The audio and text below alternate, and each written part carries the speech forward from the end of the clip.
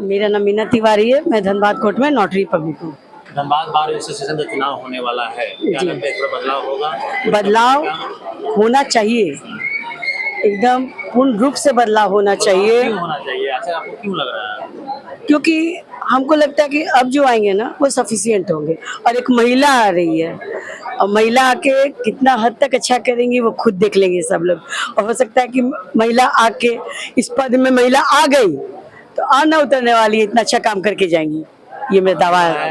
एक महिला उम्मीदवार महासचिव पद के लिए चुनाव में उतरी हुई है, तो क्या लगता है महिलाओं के हित में कौन कौन ऐसा काम होना चाहिए?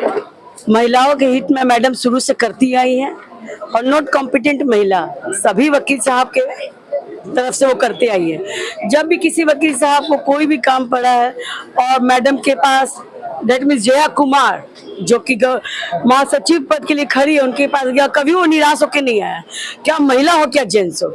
और अभी भी जब तक वो चुनाव में नहीं खड़ी थी तब भी किसी को निराश नहीं किए, और खड़ा होने के बाद उनको एक पद मिल जाएगा, वो सक्सेस मतलब दैट मीन्स पावरफुल होकर हम लोग के लिए काम करेंगी। इस चीज का हमको पूरा उम्मीद नहीं, यकीन है। और क्या बोलेंगे, हम तो यही बोलेंगे कि हमारे बार में जितना भी महिला अधिवक्ता है, पुरुष अधिवक्ता, जूनियर सीनियर है, सब लोग जया मैडम को अपना आशीर्वाद प्रदान करें, और ये पूर्ण बहुमत के साथ, जीत के साथ हमारे बार एसोसिएशन में as a post of general secretary के रूप में आए, ताकि हम लोग सबका कल्याण हो। और जया मैडम का वो क्या बोलना है, हम यही बोलेंगे, जया मैडम जिंदाबाद थी, जिंदाबाद है और जिंदाबाद रहेंगी। बदलाव की बहार तो बह रही है बार में, बदलाव की बहार बार में बह रही है। और इस बार अगर बार एक महिला के पक्ष में वोट करता है तो ये धनबाद बार एसोसिएशन के इतिहास में एक इतिहास बनेगा कि पहली दफा कोई महिला इस बार की महासचिव बनेगी।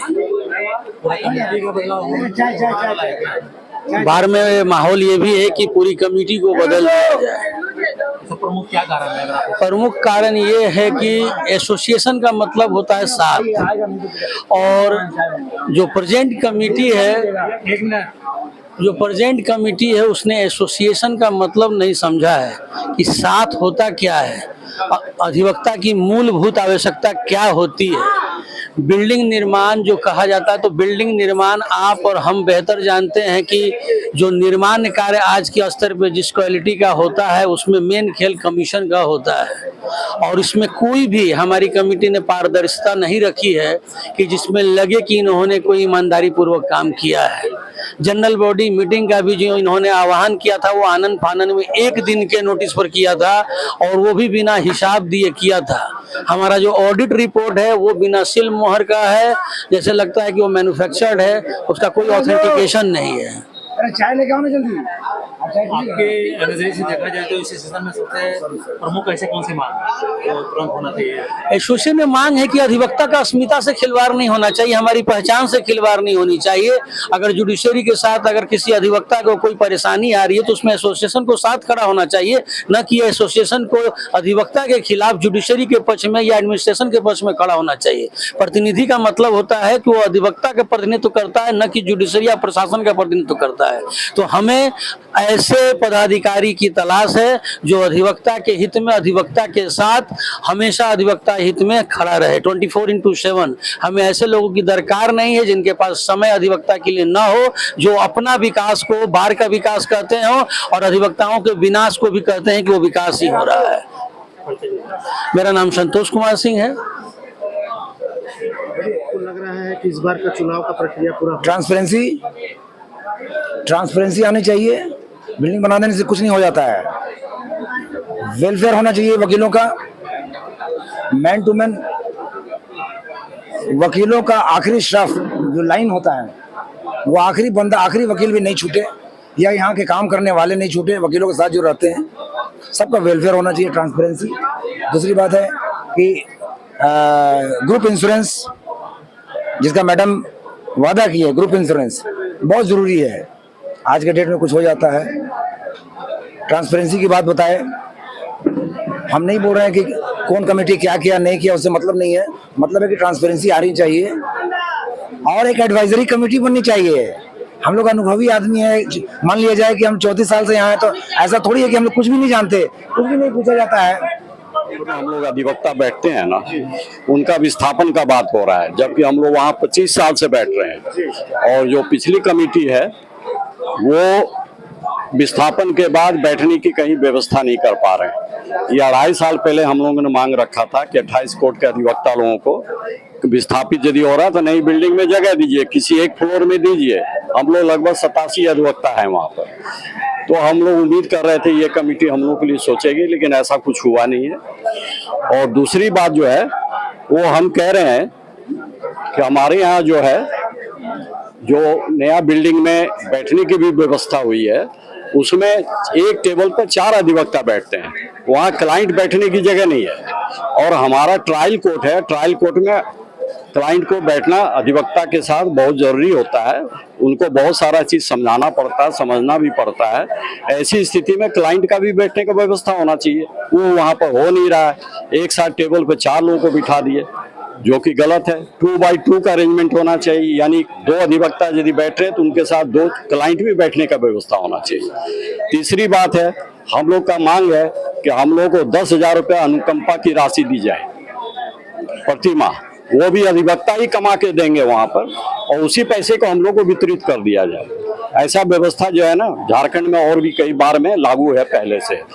ये इसलिए हम लोग कह रहे हैं ताकि जो रेगुलर प्रैक्टिशनर है यहाँ पर, उनका एम्पावरमेंट हो सके।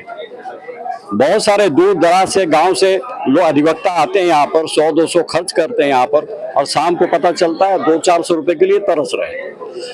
वैसी स्थिति के लिए हम लोग दिए, मांग पत्र में दिए हैं, और कैसे पैसा आएगा, कैसे वितरित होगा, उसका भी अब वर्णन किए हैं अपना मांग पत्र में। और यदि बोलिएगा तो इसमें 11 मांग है हमारा। प्रमुख आपका जो हाँ, इसमें से आज हम लोग जो जनरल सेक्रेटरी की प्रत्याशी है जय कुमार मैम जी, उनके एक आपके मांग से मिलता जुलता है कि एक एक्सीजेंसी फंड रहेगा उसमें, हाँ, जिसमें अगर कोई भी एडवोकेट्स को कहीं पे कुछ जरूरत हो तो उस एक्सीजेंसी फंड से वो फंड यूज कर सकते हैं। हाँ, और काफी विस्थापन के लिए भी जो आपने बताया वो सब चीजों के एड्रेस हमको उनका उस चीज में दिख रहा है। हाँ। सर आपने ये आय और व्यय का सबसे बहुत अच्छे से पीछे में दिया हुआ ये अनुमानित ये है। क्या ऑडिटेड है जो नहीं, ये अनुमानित है कि यदि व्यवस्था परिवर्तन होता है और हमारे सोच को लागू किया जाता है तो ये अनुमानित है कि इतना फंड आएगा हमारे यहाँ। ऐसा सर ऑडिटेड भी कुछ यहाँ का बाहर से आप लोगों को मिलता होगा सर? नहीं मिलता हम लोगों को, नहीं कुछ ऐसा। नहीं। वो बहुत दबाव के बाद इन्होंने अभी ग्रुप में, व्हाट्सएप ग्रुप में डाला है। वो चुनाव प्रक्रिया होने के पहले मिला आपको कि आप नहीं, ये मिलता रहता है? नहीं, रूटीन में नहीं मिलता है, रूटीन में नहीं मिलता। पहले क्या होता था, पहले हर महीने इनका आय व्यय का जो है, जो एक अकाउंट्स होता था, वो ये लोग नोटिस बोर्ड में डालते थे, फिर ग्रुप में भी डालते थे, और वो 3-4 महीने, 4-5 महीने डाले, उसके बाद बंद हो गया। ये मिलना चाहिए, वो भी एक असंतोष का कारण है। वो मिलना चाहिए सर, बिल्कुल मिलना चाहिए। जो मतदाता आपको फंड देता है, जिस फंड को आप खर्च करते हैं, और मतदाता को संतुष्टि के लिए वो आय व्यय का देना चाहिए हिसाब, इनको बिल्कुल देना चाहिए। बहुत बहुत धन्यवाद। धन्यवाद जी। हम लोगों ने बहुत सोच समझकर और बहुत मंथन करने के बाद महासचिव पद के लिए मैडम जय कुमार को हम लोग चुने कि ये इस पद के लिए डिजर्व करती हैं, और इनका जो संस्कार रहा है अभी तक का, ये पहले भी वाइस प्रेसिडेंट में जीत चुकी हैं। फर्स्ट टाइम खड़ी हुई थी, फर्स्ट टाइम जीती, और इस बार आई हैं। तो महिला सशक्तिकरण के ऊपर भी हम लोग ध्यान दे रहे हैं कि कम से कम बैलेंस ऑफ पावर बना रहे, और जो सम्मान वकीलों को मिलना चाहिए वो सम्मान हम लोगों को लगता है कि मैडम की तरफ से मिलेगा। हम लोग किसी चीज के भूखे नहीं है, सम्मान के भूखे हैं। और मैडम का भी जो अपना पुराना इतिहास रहा है, डॉक्टर साहब का रहा है, वो बहुत ही वेलफेयर माइंडेड। कोरोना के पीरियड में दवाई देना, ऑक्सीजन मुहैया कराना, हम लोग तो अंदर पता लगाते रहते हैं। मेरा एक्सपीरियंस यहाँ 34 इयर्स का है, और मेरी छोटी बहन जैसी है। मैं इनको हम लोग ने यही डिसाइड किया है कि ये डिजर्व करती हैं इस पोस्ट को, और ये पहला मौका होगा 1908 में ये बार बनने के बाद कि किसी महासचिव पद पर कोई महिला को हम लोग पदस्थापित करने जा रहे हैं या बैठाने जा रहे हैं, जो बोलिए कुर्सी देने जा रहे हैं, ये महिला सशक्तिकरण का भी एक पार्ट होगा। और इनसे हम लोग अच्छा उम्मीद करते हैं कि अच्छा करेंगी ये, इनका सब कुछ अच्छा है और ये डिजर्व करती हैं। और कोई सवाल? और कोई सवाल बोलिए, सवाल कीजिए ना, कोई ऐसा सवाल कीजिए। उर्फ अमित भगत, धनबाद बार में पिछले विगत 27 वर्षों से मैं यहाँ प्रैक्टिस कर रहा हूँ और ये LRDC बरमदा है। यहाँ पर साहब दयाल सिंह, श्रीमोहन सिंह, ब्रजेंद्र सिंह, विजय बहादुर सिंह और OP लाल साहब, मन्नान मलिक भी यहाँ से यहाँ के प्रोडक्ट हैं। और उनके साथ साहब दयाल बाबू के साथ मैं विगत 13 साल तक मैं इनके साथ काम किया और मैं उनसे प्रेरणा ले करके अच्छे लोगों का साथ देने का संकल्प लिया हूँ। और आज इस धनबाद बार एसोसिएशन का चुनाव जो हो रहा है वो चरम पर है। हर प्रत्याशी अपना मत मांगने के लिए स्वतंत्र है, वो आ रहे हैं और जनसंपर्क अभियान चल रहा है। ऐसे परिस्थिति में आज हमारे बीच जया मैडम आई है। हम लोग सभी मंच के लोग इनका स्वागत करते हैं। और इस बार जो मेरा साफ कहना है कि धनबाद बार में बदलाव की बयार है। लोग बदलाव चाहते हैं, लोग नई कमेटी को लाना चाहते हैं। पुरानी कमेटी को हम लोगों ने कोई खतियान बना करके लिख के नहीं दिया है कि हर साल आप ही रहिएगा। इसीलिए मेरा साफ कहना है, सोच समझकर। और दूसरा ये भी कहना है कि नारी शक्ति के बारे में कुछ लोग जिस तरह से लिख रहे हैं, अनर्गल बयान कर रहे हैं, मैं उनका सख्त विरोधी हूँ। मैं साफ कहता हूँ कि अगर एक उंगली किसी पर आप डालते हैं तो 3 उंगली आपके तरफ भी आती है। इसी तरह सोच समझकर नारी शक्ति के बारे में बयान दें। मैं चाहूंगा कि समाज के हर वर्ग के लोग, हर समुदाय के लोग जात की राजनीति ना करते हुए जमात की राजनीति करते हुए, जमात का वोट देते हुए जया मैडम के पक्ष में वोट करें। जय हिंद, वंदे मातरम। बहुत अच्छी बात है।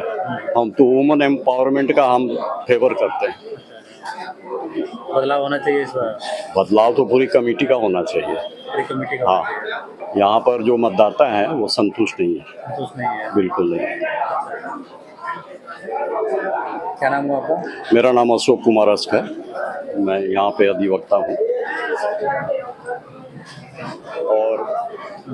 और मेरा एक मांग पत्र भी आया है।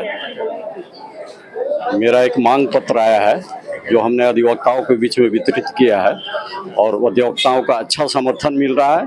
प्रत्याशी लोग भी समर्थन कर रहे हैं इसका, और जो प्रत्याशी समर्थन करेंगे वही इस बार कमेटी में आएंगे।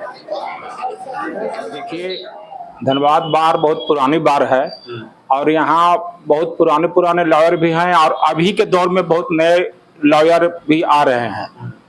तो अभी जो नए लॉयर आ रहे हैं उनको लिए सबसे बड़ी चीज है हर एक तरह की सुविधा उपलब्ध कराना, जैसे पढ़ने की सुविधा, उनको बैठने की सुविधा, उनको रहने, आपको अच्छी तरह की व्यवस्था के साथ चैम्बर वगैरह भी होना चाहिए, एक अच्छा माहौल मिले। और एक अच्छा माहौल के साथ, चूंकि वही लोग आगे जा करके इस बार के धरोहर है और लोगों को बीच में अपना जो लोगों का सहयोग मिलेगा उसको सेवा करने के लिए भी है। हम लोग का मेन पेशा है पब्लिक को सेवा देना।